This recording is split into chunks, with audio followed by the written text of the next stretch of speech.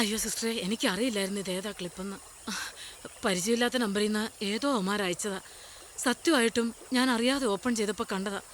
Sister എന്നോട് ക്ഷമിക്കണം.